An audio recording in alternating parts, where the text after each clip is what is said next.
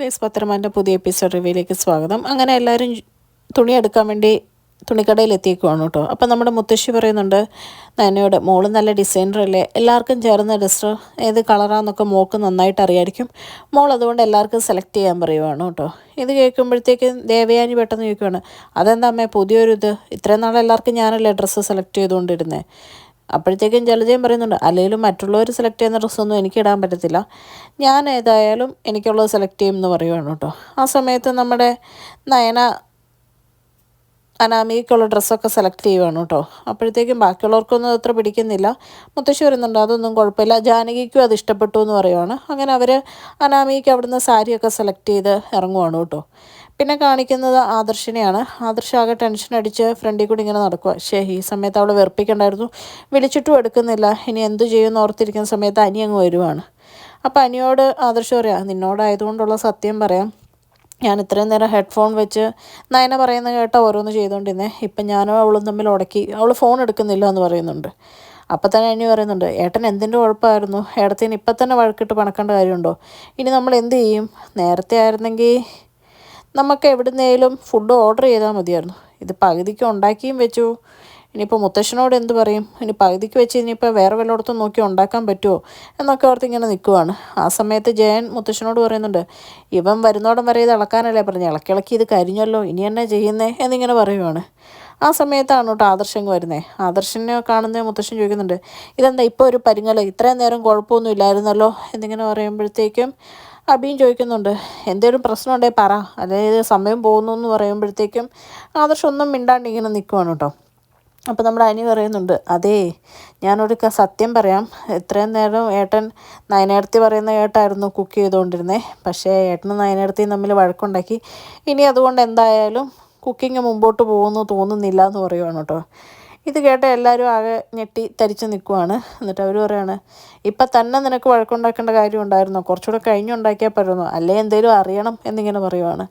അത് കഴിയുമ്പോഴേക്കും ആദർശ് പറയണം, അത് കുഴപ്പമില്ല, ഞാനിപ്പോൾ എന്തെങ്കിലും തട്ടിക്കൂട്ടി സെറ്റാക്കാമെന്ന് പറയുമ്പോൾ മുത്തശ്ശൻ പറയുക, ഓ നിന്നെ കൊണ്ടൊക്കെ ഒരു ജ്വല്ലറി നടത്താനല്ലാതെ വേറെ ഒന്നും കൊണ്ടും പറ്റുമെന്ന് എനിക്ക് തോന്നുന്നില്ല എന്ന് പറയുവാണ്. പിന്നെ കാണിക്കുന്ന അവർ തുണിക്കടയിൽ നിന്ന് ഇറങ്ങിയിട്ട് സ്വർണ്ണക്കടയിലോട്ട് ചെല്ലുവാണ്. അപ്പോഴത്തേക്കും പോകുന്ന വഴിക്ക് നമ്മുടെ ദേവയാനി ഓരോന്നിങ്ങനെ പറയുമ്പോഴത്തേക്കും ജലജ അതിന് കൂട്ടുപിടിക്കുവാണ് കേട്ടോ, നയനയ്ക്കും നവിക്കും എതിരെ. അപ്പോഴത്തേക്കും മുത്തശ്ശി പറയുകയാണ്, വീട്ടിലെ കാര്യം വീട്ടിൽ, അതൊന്നും ഇവിടെ വിളിച്ചിറക്കി നാട്ടുകാരെയും കൂടെ അറിയിക്കേണ്ട എന്നൊക്കെ പറയുവാണ് കേട്ടോ. അത് കഴിയുമ്പോഴത്തേക്കും അവർ പറയുകയാണ്, ഞങ്ങളെന്തായാലും ഞങ്ങൾക്ക് ഇഷ്ടപ്പെട്ട ഡ്രസ്സ് എടുക്കുകയുള്ളൂ എന്ന് പറയുമ്പോൾ നയനയും പറയുവാണ്, അത് കുഴപ്പമില്ല മുത്തശ്ശി, ഓരോരുത്തർക്കും ഓരോ താല്പര്യമുണ്ടല്ലോ, അവരവർക്ക് ഇഷ്ടമുള്ള പോലെ തന്നെ എടുക്കട്ടെ എന്നിങ്ങനെ പറയുവാണ്. ആ സമയത്ത് നവ്യ പറയുവാണ്, അസൂയയും കുശുമ്പും ഉള്ളതുകൊണ്ട് മാത്രം ചില നല്ല കാര്യങ്ങൾ സമ്മതിച്ചു കൊടുക്കാത്തവർക്കെതിരെ മാത്രമേ നമുക്ക് പ്രശ്നമുള്ളൂ മുത്തശ്ശി, അല്ലാതെ ഇഷ്ടമുള്ളത് എടുത്തോട്ടെ എന്ന് പറയുവാണ്. അത് കഴിയുമ്പോഴത്തേക്കും ആദർശം ഉണ്ടാക്കിയ ഒരു കറി നമ്മുടെ ജയന് ടേസ്റ്റ് ചെയ്യാൻ കൊടുക്കുകയാണ് കേട്ടോ. കഴിച്ച പാടെ ജയൻ അത് ഓടിച്ചെന്ന് സിങ്കിൽ തുപ്പിക്കളയാണ്. മുത്തശ്ശനും ഒരുപാട് ടേസ്റ്റ് ചെയ്ത് നോക്കുവാണ്, മുത്തശ്ശനും ചെന്ന് തുപ്പിക്കളയാണ്. ഇത് കണ്ട് ആദർശം ആകെ കിളി പോയതുപോലെ നിൽക്കുക, പണി പാളി, ഇനിയിപ്പോൾ എന്ത് ചെയ്യും എന്നോർത്ത്. അത് കഴിഞ്ഞ് ഇവർ ജ്വല്ലറിയിൽ എത്തുമ്പോഴത്തേക്കും അമ്മയോട് എല്ലാവരും പറയുന്നുണ്ട്, മാനേജറൊക്കെ വന്നിട്ട് പറയുന്നുണ്ട്, സാറ് അനന്തമൂർത്തി സാറത് വിളിച്ച് പറഞ്ഞായിരുന്നു, അതുകൊണ്ട് മാക്സിമം കസ്റ്റമേഴ്സിനെ അവോയ്ഡ് ചെയ്ത് നിർത്തിയേക്കുന്നേ, നിങ്ങൾക്ക് നല്ലപോലെ ഷോപ്പിംഗ് നടത്താമെന്ന് പറയുമ്പം അമ്മ പറയുന്നുണ്ട്, ഓ അതിൻ്റെ ഒന്നും ആവശ്യമില്ലായിരുന്നു, കസ്റ്റമേഴ്സൊക്കെ വന്നോട്ടെ, ഞങ്ങൾ ഇവിടുന്ന് പർച്ചേസ് നടത്തിക്കോളാം എന്നൊക്കെ പറയുവാണ്. അത് കഴിയുമ്പോൾ കടയിൽ കയറി കഴിയുമ്പോൾ ജലജയും ദേവയാനിയും കൂടെ നയനയും നവ്യയും കളിയാക്കുവാണ്, ഇതൊക്കെ കണ്ടിട്ടുണ്ടോ, ഇത്രയൊക്കെ സ്വർണം കണ്ടിട്ട് പോലും ഇല്ലായിരിക്കും എന്ന് പറയുമ്പം നവ്യ പറയുന്നുണ്ട്, ഞങ്ങളുടെ അച്ഛനെ കൊണ്ട് പറ്റുന്ന രീതിക്ക് സ്വർണം തന്നാൽ ഞങ്ങളെ ഇങ്ങോട്ട് കെട്ടിച്ചു വിട്ടെ. അപ്പോഴത്തേക്കും നമ്മുടെ നവ്യയോട് പറയുവാണ് നമ്മുടെ ജലജ, വല്ല മാറ്റി വാങ്ങണമെങ്കിൽ മാറ്റി മേടിച്ചോ എന്ന് പറയുമ്പോഴത്തേക്കും മുത്തശ്ശി പറയുകയാണ്, മിണ്ടാതിരിക്കുക, ആരും ഒന്നും മാറ്റിയൊന്നും മേടിക്കണ്ട, എല്ലാം ഓരോരുത്തരുടെ പ്രോഫിറ്റ് ഷെയർ ട്രസ്റ്റിൽ നിന്നാണ് കാശ് വരുന്നത്, പിന്നെ ഇത്തവണ 50% ലാഭമാണ് മോള് കാരണം ഉണ്ടായിരിക്കുന്നത്, അത് എത്രയാണെന്ന് രണ്ടുപേർക്കും അറിയാമായിരിക്കുമല്ലോ, അതുകൊണ്ട് ഇവിടെ മിണ്ടായിരിക്കാൻ നോക്കുമെന്ന് പറയുവാണ്. അത് കഴിയുമ്പോഴേക്കും ഓരോരുത്തർ അവർക്ക് ഇഷ്ടപ്പെട്ട ജ്വല്ലറി സെലക്ട് ചെയ്യുവാണ് കേട്ടോ. അപ്പം ദേവയാനിയും നമ്മുടെ ജലജയും സെലക്ട് ചെയ്യുന്ന 2 ജ്വല്ലറിയും കാണുമ്പോൾ മാനേജർ പറയുകയാണ്, ഇത് രണ്ടും നയനയുടെ ഡിസൈനാണെന്ന് പറയുവാണ്. അപ്പം ദേവയാനി മനസ്സിൽ ചിന്തിക്കുക, ഇതിനിപ്പോൾ എടുത്തിട്ട് തിരിച്ചു വെച്ച് എടുക്കുന്നതും അവളുടെ ആണെങ്കിൽ പിന്നെയും ചമ്മത്തിയുള്ളൂ, പണ്ടാരും ഇത് എടുക്കാതിരിക്കാനും പറ്റത്തില്ലല്ലോ, എന്ത് ചെയ്യുമെന്ന്. ജലജ അതുപോലെ തന്നെ, നാണക്കേടായി പുല്ല് എന്നുള്ള രീതിയിൽ രണ്ടുപേരും ഇങ്ങനെ നിൽക്കുവാണ് കേട്ടോ. അപ്പം നവിക്കും നയനയ്ക്കും ചെറുതായിട്ട് ചിരി വരുന്നുണ്ട്.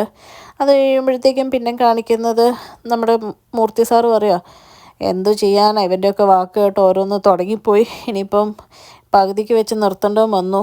ഇനിയിപ്പോൾ അവർ വരുമ്പോൾ അവരോട് പറയാം. അവർക്ക് കുറേ നാളത്തേക്ക് കളിയൊക്കെ ചിരിക്കാനൊരു കാര്യമായി. ഇവിടെയുള്ളവരും കൊണ്ട് ഒന്നിനും കൊള്ളത്തില്ല എന്ന് അവർക്ക് എന്തായാലും മനസ്സിലായി എന്നൊക്കെ പറയുവാണ് കേട്ടോ. അപ്പോൾ ആദർശ് പറയുന്നുണ്ട്, ഞാനേ ഒന്നുകൂടെ ട്രൈ ചെയ്താലോ എന്ന് പറയുമ്പോൾ മുത്തശ്ശൻ പറയാം, നീ ഇനി ട്രൈ ചെയ്ത് കഴിഞ്ഞാൽ അവിടെയുള്ളവർ എല്ലാവരും രാത്രി വരെ വാഷ്റൂമിലിരിക്കും. ദൈവത്തെ ഓർത്ത് നീ ഇനി ട്രൈ ചെയ്യേണ്ടെന്ന് പറയുന്ന സമയത്ത് ഒരു വണ്ടി അവിടെ വന്നിറങ്ങുവാണ് കേട്ടോ. ആ വണ്ടിയിൽ വരുന്ന ഷെഫ് പിള്ളയാണ്. ഷെഫ് പിള്ള മൂർത്തി സാറ് ഫ്രണ്ടായിട്ടാണ് കാണിക്കുന്നത്. അപ്പോഴേക്കും ഷെഫ് പിള്ളേനെ മൂർത്തി സാർ അകത്തേക്ക് വിളിക്കുവാണ് കേട്ടോ. അപ്പോഴേക്കും പറയുന്നുണ്ട്, വരാൻ പറ്റിയില്ല മൂർത്തി സാറേ, കൊച്ചുമോൻ്റെ കല്യാണത്തിൻ്റെ ഇത് കൂട്ടൊക്കെയല്ലേ ഞാൻ അവന് പ്രസൻറ്റ് കൊണ്ടുവന്നതെന്നും പറഞ്ഞ് എനിക്കൊരു പ്രസൻറ്റൊക്കെ കൊടുക്കുന്നുണ്ട്. അത് ആദർശ് ഒരു ഫോട്ടോ ഒക്കെ എടുക്കുവാണ് കേട്ടോ. എന്നിട്ട് അവരെല്ലാം കൂടെ നിന്ന് അവിടുന്ന് ഒരു സെൽഫിയൊക്കെ എടുക്കുവാണ്. അത് കഴിയുമ്പോഴേക്കും മൂർത്തി സാറ് ഷെഫ് പിള്ളയോട് തൻ്റെ കടയുടെ പുരോഗമനത്തെ പറ്റിയൊക്കെ അറിയുന്നുണ്ടോ, എന്തായാലും കൊള്ളാം എന്നൊക്കെ പറയുവാണ്. ആ സമയത്ത് തന്നെ നമ്മുടെ മൂർത്തി സാറിനോട് പറയുകയാണ്, നിങ്ങളുടെ കമ്പനി ഇപ്പോൾ വളരുന്ന വലിയൊരു വളർച്ചയാണല്ലോ, ഞാനും അത് ശ്രദ്ധിക്കുന്നുണ്ട്, നല്ല പുരോഗമനം ഉണ്ടെന്ന് അറിഞ്ഞതിൽ സന്തോഷമുണ്ടെന്നൊക്കെ പറയുവാണ്. അത് കഴിയുമ്പോഴേക്കും മൂർത്തി സാറ് ഷെഫ് പിള്ളേനെ കൂട്ടി അകത്തേക്ക് പോവാണ് കേട്ടോ. ആ സമയത്ത് അനി പറയുന്നുണ്ട്, എനിക്കൊരു ജ്യൂസൊക്കെ എന്തായാലും ഉണ്ടാക്കാൻ അറിയാം, ഞാൻ എന്തായാലും പിള്ള സാറിനൊരു ജ്യൂസ് ഉണ്ടാക്കി കൊടുക്കട്ടെ എന്ന് പറഞ്ഞ് അനി അകത്തേക്ക് പോവാണ്. ആ സമയത്ത് ആദർശും അജയനൊക്കെ അവിടെ നിന്ന് പറയുന്നുണ്ട്, എന്തായാലും നമ്മുടെ സമയം രക്ഷിക്കുന്ന രീതിയിലാണ് ഷെഫ് പിള്ള വന്ന് കയറിയത്. പക്ഷേ മുത്തശ്ശൻ എന്തായാലും ഈ ആവശ്യം പറയുകയല്ല നമ്മളിങ്ങനെ പെട്ടു നിൽക്കുക എന്നുള്ളത്.